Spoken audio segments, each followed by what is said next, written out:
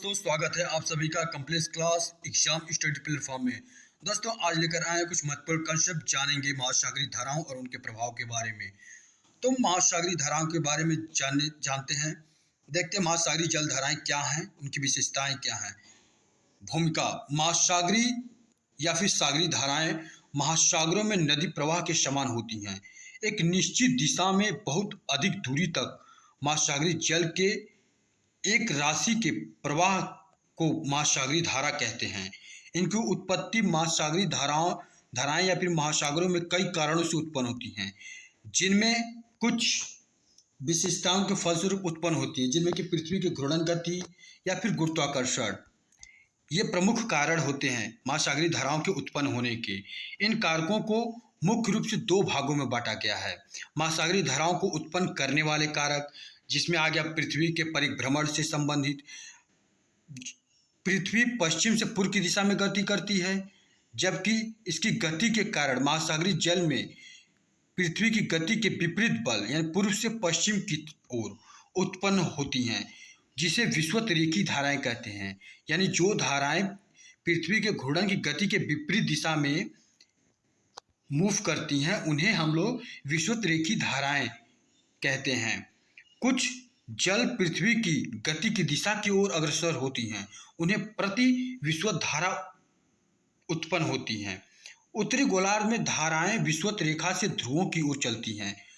उत्तरी गोलार्ध में धाराएं विषुवत रेखा से ध्रुवों की ओर चलती हैं तथा दाईं ओर मुड़ जाती हैं। वहीं दक्षिणी गोलार्ध में ध्रुवों से विषुवत रेखा की ओर चलती हैं तथा बाईं ओर मुड़ जाती हैं।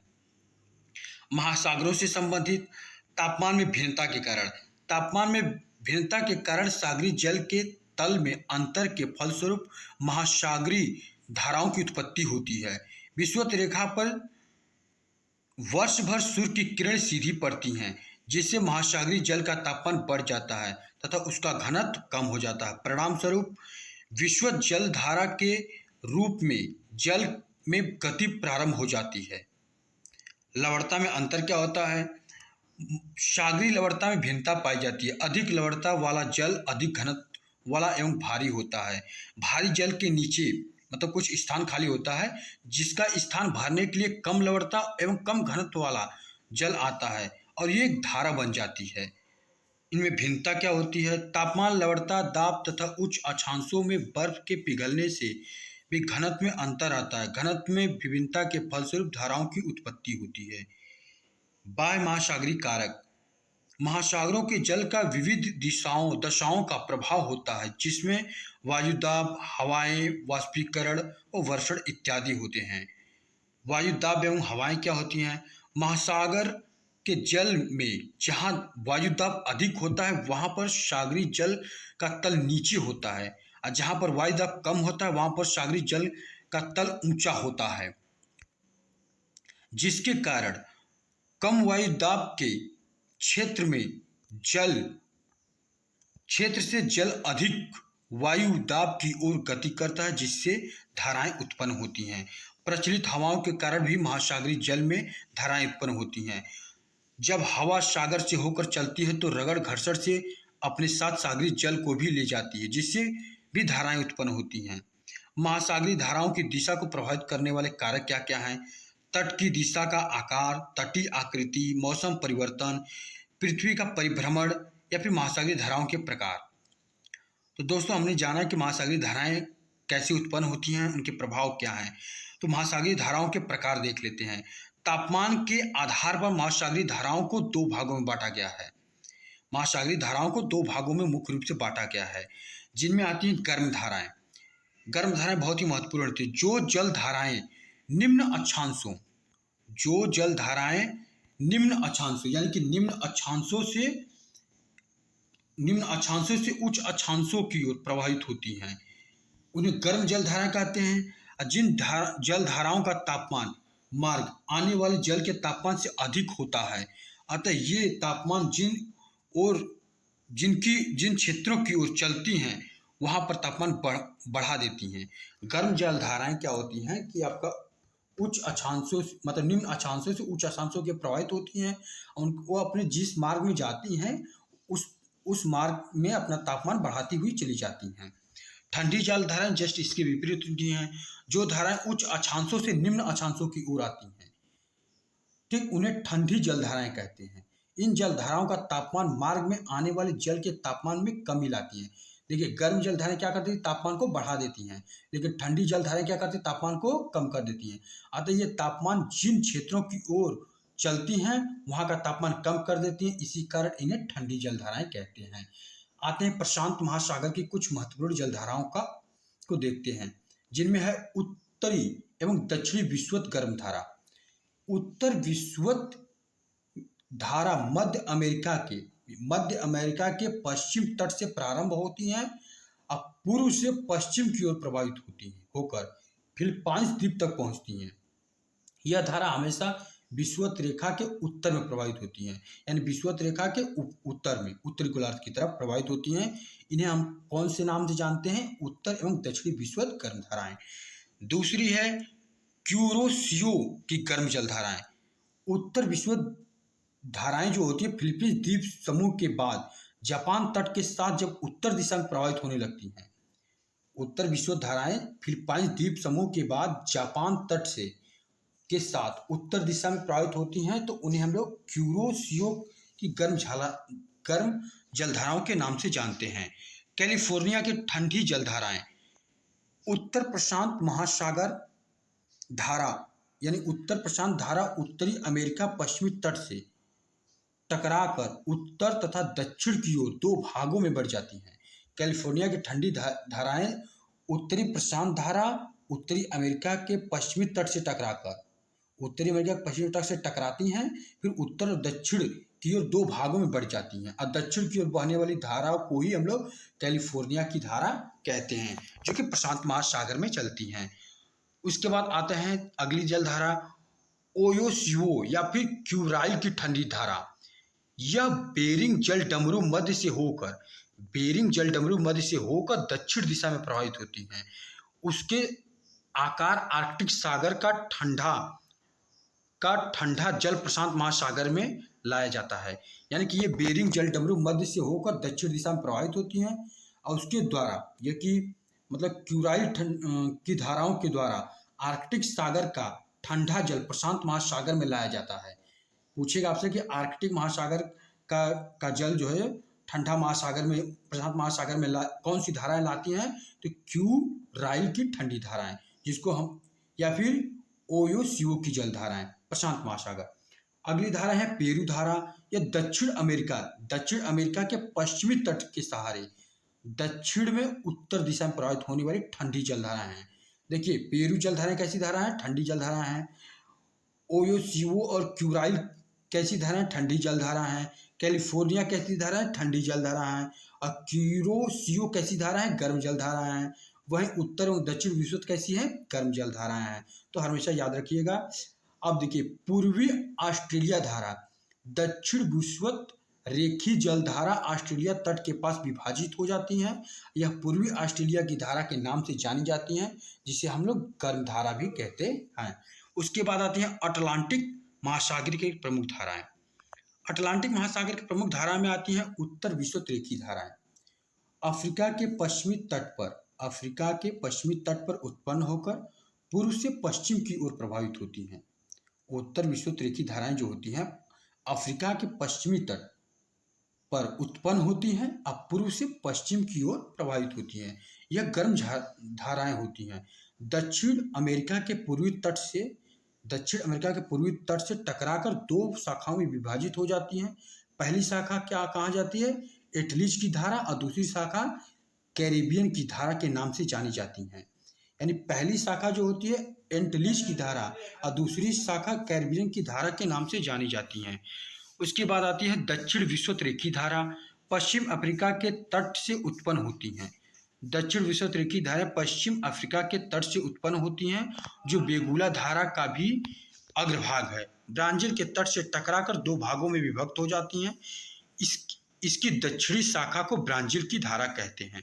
यानी दक्षिण विषुवत रेखी जो धाराएं होती हैं पश्चिम अफ्रीका के तट से उत्पन्न होती हैं, जो बेगुला धारा का ही अग्रभाग है। अब ब्राजील के तट से टकराकर दो भागों में विभक्त हो जाती हैं।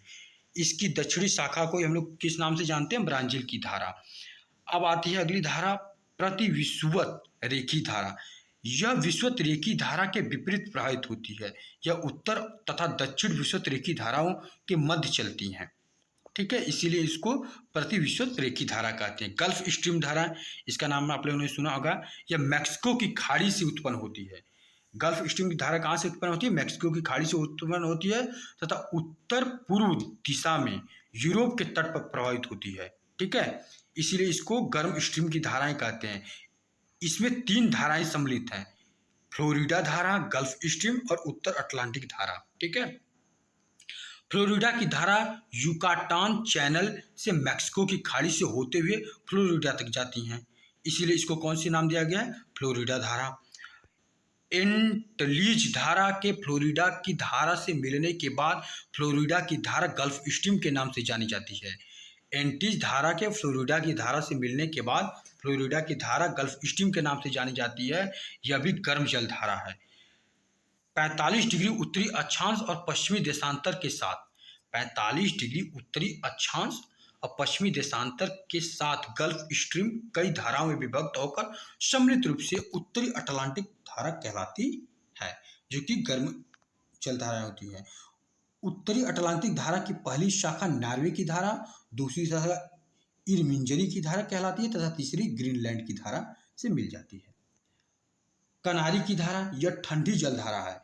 ठीक, कनारी की धारा कैसी धारा है? ठंडी जल धारा। यह वास्तव में उत्तरी अटलांटिक धारा का बड़ा हुआ दक्षिणी भाग है। आगे चलकर यह धारा विषुवत रेखी धारा में मिल जाती है। ठीक, कनारी धारा बस इतना याद रखेंगे। कनारी धारा कैसी धारा है? ठंडी जल धारा है।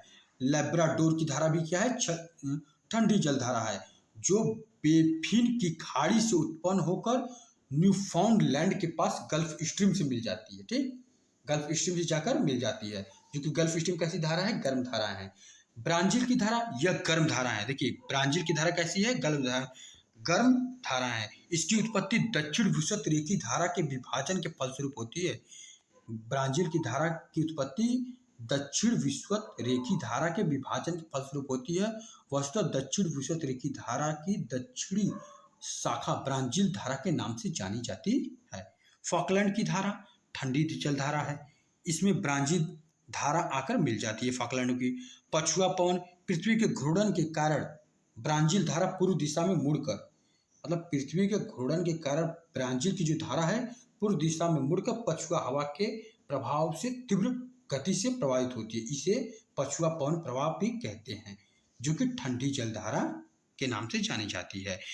वेनेजुएला की धारा, यह भी ठंडी जल धारा है। यह दक्षिण अफ्रीका के पश्चिम तट के सहारे उत्तर की ओर प्रवाहित होती है तथा आगे चलकर दक्षिण विषुवत रेखी धारा में मिल जाती है। तो दोस्तों, वेनेजुएला की धारा कैसी है? ठंडी जल धारा। पछुआ धारा कैसी धारा है? ठंडी जल धारा है। फॉकलैंड धारा कैसी धारा है? ठंडी जल धारा। जबकि ब्राज़ील धारा कैसी है? गर्म धारा है। लेब्राडोर की धारा कैसी है? ठंडी जल धारा है। कनारी की धारा कैसी है? ठंडी जल धारा है। और वहीं आपका गल्फ स्ट्रीम की धारा कैसी है? गर्म जल धारा है। अब प्रतिविषुवत रेखी की धाराएं जो कि विपरीत दिशा में प्रवाहित होती हैं। ठीक, ये भी कैसी धारा है? आपकी गर्म जल धारा है। और दक्षिण विषुवत रेखी धाराएं, ठीक, जो कि 2 भागों में विभक्त हो जाती हैं, ये हम लोग वेनेजुएला की अग्रधारा कहते हैं। ये सब धाराएं किसी हैं? अटलांटिक महासागर में चलने वाली जल धाराएं हैं। अब आते हैं हम लोग दोस्तों हिंद महासागर की धाराएं। उत्तरी हिंद महासागर में मानसूनी हवाओं के कारण वर्ष में 2 बार दिशा परिवर्तन होता है। हिंद महासागर एक अर्ध महासागर है। हिंद महासागर को अर्ध महासागर के नाम से जाना जाता है। इसमें क्या होता है कि इनमें हवाओं के कारण 2 बार दिशाओं में परिवर्तन होता है हिंद महासागर में, उनकी लहरों में, वर्ष भर में। वस्तुतः शीत ऋतु में उत्तर विषुवत धारा उत्तर पूर्वी मानसून पवनों के प्रभाव से पूर्व से पश्चिम की ओर प्रवाहित होने लगती हैं। इसे उत्तर पूर्वी मानसून अपवाह कहते हैं। याद रखिएगा, शीत ऋतु में, कौन सी ऋतु में? शीत ऋतु में उत्तर विषुवत धारा उत्तर पूर्वी मानसूनी पवनों के प्रभाव से पूर्व से पश्चिम की ओर प्रवाहित होने लगती हैं। इसे उत्तर पूर्वी मानसून अपवाह कहते हैं। वहीं ग्रीष्म ऋतु में दक्षिण पश्चिम मानसून के प्रभाव से बल का प्रवाह पश्चिम से पूर्व की ओर हो जाता है। यहाँ पर पश्चिम से पूर्व की ओर हो जाता है, ठीक। और वहाँ पूर्व से पश्चिम की ओर होने लगता है, यहाँ पर पश्चिम से पूर्व की ओर होने लगता है, जिसके फलस्वरूप दक्षिण पश्चिम मानसून अफवाह की उत्पत्ति होती है, ठीक है। दक्षिण हिंद महासागर में धाराओं का प्रतिरूप उत्तरी हिंद महासागर की अपेक्षा अधिक स्पष्ट होता है। दक्षिण विश्व धाराएं हिंद महासागर में भी दक्षिण विश्वतरेखी प्रवाह की उत्पत्ति होती है। मोजाम्बिक धारा, दक्षिण विश्वतरेखी धारा मेडागास्कर के पास पहुंचकर दो शाखाओं में यथा मेडागास्कर धारा और मोजाम्बिक धारा में बढ़ जाती हैं, ठीक है। वस्तुतः मोजाम्बिक चैनल से होकर बहने वाली शाखा मोजाम्बिक धारा कहलाती है। मेडागास्कर के पूर्वी तट से बहने वाली धारा मेडागास्कर धारा कहलाती है। अगुलहास कैसी धारा है? गर्म धारा है, जो कि मेडागास्कर के दक्षिण में मेडागास्कर एवं मोजाम्बिक धारा मिलकर अगुलहास धारा कहलाती हैं, ठीक। पश्चिमी अपवाह हिंद महासागर के दक्षिण में पश्चिम से पूर्व की ओर बहती हुई ऑस्ट्रेलिया पश्चिमी तट तक जाती हैं। पश्चिमी हवाएं, पश्चिमी अपवाह याद रखिएगा, हिंद महासागर के दक्षिण में पश्चिम से पूर्व की ओर बहती हैं और ऑस्ट्रेलिया के पश्चिमी तट तक जाती हैं। पश्चिमी ऑस्ट्रेलियाई ठंडी जलधारा है। पश्चिम अपवाह की एक शाखा ऑस्ट्रेलिया पश्चिम तट से उत्तर की ओर मुड़कर पश्चिम ऑस्ट्रेलियाई ठंडी जलधारा का निर्माण करती हैं। ये इसलिए इन्हें ठंडी जलधारा के नाम से जाना जाता है। महासागरीय धाराओं के प्रभाव देख लेते हैं। महासागरीय धाराएं शाखीय क्रियाकलापों को प्रत्यक्ष और अप्रत्यक्ष रूप से प्रभावित करती हैं। महासागरीय धाराएं तटीय भागों की जलवायु में पर्याप्त संशोधन करती हैं। इनका अधिकतम प्रभाव तटीय क्षेत्रों के तापमान पर होता है। गर्म धाराएं ठंडे भागों में पहुंचकर सर्दियों में तटों को अपेक्षा गर्म रखती हैं। गल्फ स्ट्रीम की उत्तर अटलांटिक शाखा यूरोपीय देशों के तापमान को बढ़ा देती हैं, ठीक है। ठंडी धारा गुजरने से मार्ग के तापमान को अत्यंत कम कर देती हैं, जिससे हिमपात की दशा उत्पन्न होती है। गर्म धाराओं के ऊपर प्रवाहित होने वाली हवाओं के कारण वर्षा भी होती है। जल धाराएं पृथ्वी पर ऊष्मा संतुलन में भी महत्वपूर्ण भूमिका निभाती हैं।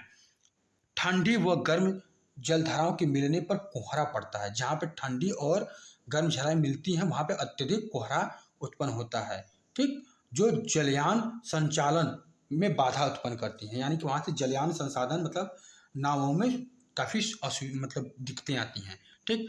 वहीं जलधाराओं द्वारा मछली के लिए आवश्यक ऑक्सीजन एवं पोषक तत्वों के साथ प्लैंकटन का भी परिवहन होता है, जिससे मत्स्य को बढ़ावा मिलता है, ठीक है, जहाँ पे ये मिलती हैं। महासागरीय जलधाराओं के सहारे व्यापारिक जलयानों का परिवहन किया जाता है। तो दोस्तों ये था हमारी जलधाराओं और उनकी प्रभाव हम लोगों ने देखा। तो thank you for watching this video. फिर मिलेंगे एक नए वीडियो के साथ, तब तक के लिए नमस्कार।